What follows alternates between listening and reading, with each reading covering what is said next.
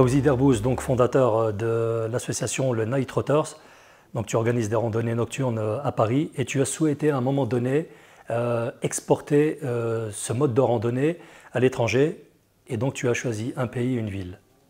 Une ville, un pays, Oran, Algérie. Dans le cadre de vacances tout simplement. C'était pas prévu, j'ai décidé ça à la dernière minute. On est parti un mois en famille. 4 semaines, la dernière semaine on était à Oran et lorsque je connaissais un peu plus ou moins le chemin de route qu'on allait parcourir, je me suis dit bon, pourquoi pas organiser une édition nocturne à Oran. Donc c'était fortuit le choix d'Oran. C'était fortuit, mais maintenant j'aurais pu le faire à Alger lors du début du séjour ou à Ouadriyou dans le Far West algérien. Non, j'ai choisi Oran. Il y avait un sens quand même, déjà c'est une belle ville, on en a beaucoup parlé. Puis elle a quand même son nom de la radieuse, hein. C'est pas rien.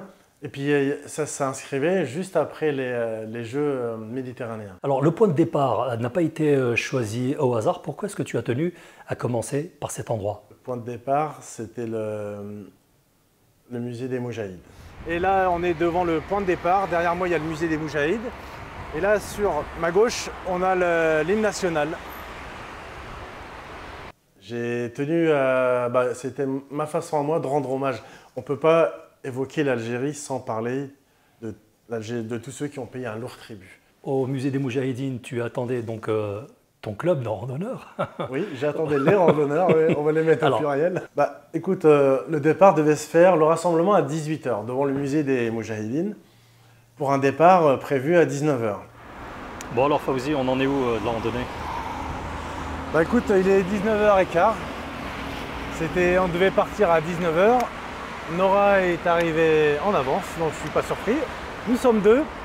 On est 21 inscrits. Je pense sur les 21, je pensais il y a 1 heure qu'on serait que 10. Écoute, c'est pas grave, si on n'est que 2, on part. Et puis de toute manière, la portée de tout ça va bien au-delà de ma petite personne et celle des participants. Et voilà, cette aventure se fera quoi qu'il arrive. Alors il y a quand même une courageuse, hein, Nora, qu'on salue. Nora, je la salue. Que nous voyons sur ces images. Une artiste, une photographe d'Oran. Je la salue puisque le premier contact était auprès d'elle et elle s'est démenée. Et là, je la en remercie infiniment. Elle a fait beaucoup pour faire entendre la cause défendue, parce qu'elle n'a pas manqué de présenter ça comme une cause noble à défendre. Bref, toujours est-il, on est parti à 2.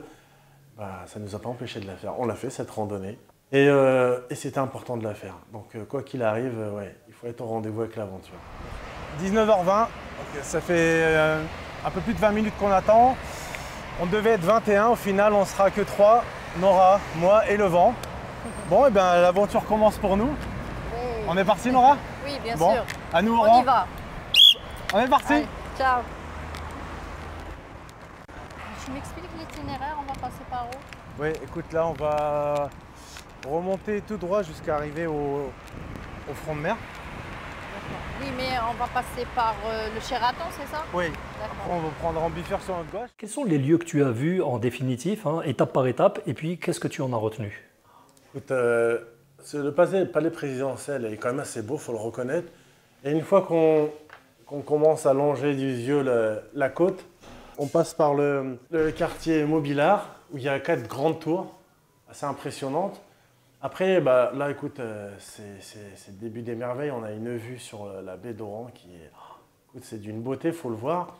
Encore plus de nuit, parce que pour le coup, toutes les lumières reflètent sur l'eau. Et puis toi, tu es arrivé au coucher de soleil. On est arrivé au coucher de soleil. Quand on avait commencé, on a même pu prendre un beau coucher de soleil avant qu'il disparaisse. Oran de nuit, pour le peu que j'y suis resté, je ne suis pas resté longtemps à Oran, je suis resté 1 semaine. Mais je peux dire qu'en 1 semaine, j'ai vu de très belles choses à Oran. Et j'en ai vu des tellement belles que j'ai qu'une envie, c'est d'y retourner. Alors après la cinémathèque, quelle étape? La gare d'Oran. Alors là, la gare, c'est... Écoute, j'ai jamais vu une gare aussi belle. Je dis comme je pense. Une beauté, il y a la partie moderne et puis la partie originelle, celle qui a été construite à l'époque de la colonisation. Elle est d'une architecture, alors architecture arabo-musulmane, mais écoute, une beauté, c'est pas une gare, c'est un palais. Regarde-moi cette beauté. On dirait une mosquée. Oui, bon, quand ils ont bâti la gare, ils l'ont bâtie sous forme de mosquée. Alors après la gare, tu es parti découvrir de nuit le Palais des Sports. Oh oui, le fameux Palais des Sports. C'est là que se sont jouées des disciplines pour les Jeux méditerranéens. Oui. Pourquoi avoir mis dans ton circuit le Palais des Sports? Bah, écoute, comme j'ai dit, mon séjour a suivi les Jeux méditerranéens. Du coup, je me suis dit, bon, déjà, j'ai trouvé ça assez extraordinaire et très content que l'Algérie organise des Jeux méditerranéens. Alors, un autre lieu incontournable de la ville d'Oran, c'est la fameuse place d'Armes où se trouvent plein de monuments officiels. La mairie, le théâtre Alaoua. Aloula. Aloula, autant pour moi. Aloula. On est place d'Armes, derrière moi la mairie. L'obélisque où figure l'émir Abdelkader. À ma gauche, le théâtre. Bah, elle est assez belle cette place, assez grande, assez imposante. Et on y retrouve d'ailleurs deux lions. D'où vient le nom de Wahran, parce que Wahran veut dire deux lions. Voilà, exactement. Après la mairie, tu arrives à Disco Maghreb. Oui, alors, il faut expliquer un petit peu aux gens que cette année, quand tu es allé en Algérie, un clip est sorti pour faire la promotion de Disco Maghreb et il se trouve qu'il était déjà sur ton circuit, mais complètement en dehors du contexte. Et tu as rencontré aussi des gens intéressants là-bas. Voilà, je l'avais mis parce que je trouvais ça authentique. En voyant le nom, j'imaginais bien les cassettes qu'on a tous connues à l'époque, avec les crayons pour les rembobiner. Et puis on a fait une rencontre avec un monsieur qui s'appelle Mustapha. Exactement. Qui est un personnage de la nuit oranaise, que je salue. Un papillon de nuit, on va l'appeler comme ça. واش نقول على حبيبي راه عرقان بزاف. Il a chaud là, comment dirais-je? Ouais, j'ai très chaud. ما كاش سيرفيت ولا بابي اسويتو ولا؟ عندك اسويتو ما ديش؟ لا ما ديتش، خاصو لي المشوره. Qu'est-ce que vous voulez faire ici dans un endroit comme ça?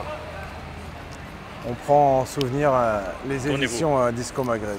Tu tenais également aussi à faire un clin d'œil à une association. Alors cette association, c'est un ami qui m'en a parlé, c'est l'association Hajj Dellal. Bah on va l'appeler, c'est un institut qui prend en charge et en soin les enfants atteints de cancer. Ils font un travail remarquable. Du coup, il faut savoir que c'est pour ceux qui souhaitent, qui ont besoin, admettons, d'une famille, vous avez un enfant qui est atteint d'un cancer, vous devez vous rendre à Oran. L'hébergement coûte cher. Là, l'avantage, c'est qu'ils prennent ça à leur charge et notamment tout ce qui est imagerie médicale.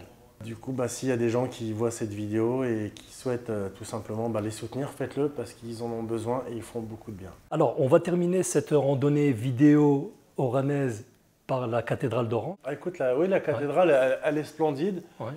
Et déjà en soi, je suis assez content qu'elle soit toujours là. Et écoute, ce qui est bien, c'est qu'Oran assume son histoire. Il est minuit et demi, 12 km et demi. On ne vous montrera pas tous les points qu'on a visités, mais l'essentiel sera diffusé. On se quitte gentiment avec derrière nous la cathédrale d'Oran. Pour finir cette rencontre entre toi et moi, là maintenant, est-ce que tu pourrais nous donner quelques détails sur ta prochaine randonnée oranaise ou algérienne peut-être? Oui, alors, la prochaine randonnée en Algérie, c'est presque une obligation, hein, mais je la ferai à Gigel. Alors c'est là où je suis né. J'aimerais la faire, là pour le coup j'ai déjà composé deux parcours. Un qui pour le coup on longe la corniche et un autre où on pourrait partir de l'entrée de Gigel côté bord de mer et ensuite remonter vers les hauteurs. Mais le plus simple entre parenthèses à faire et à organiser, ce sera celui le long de la côte. Très bien. Eh bien écoute, merci Fawzi. Merci à toi. À bientôt. À très bientôt.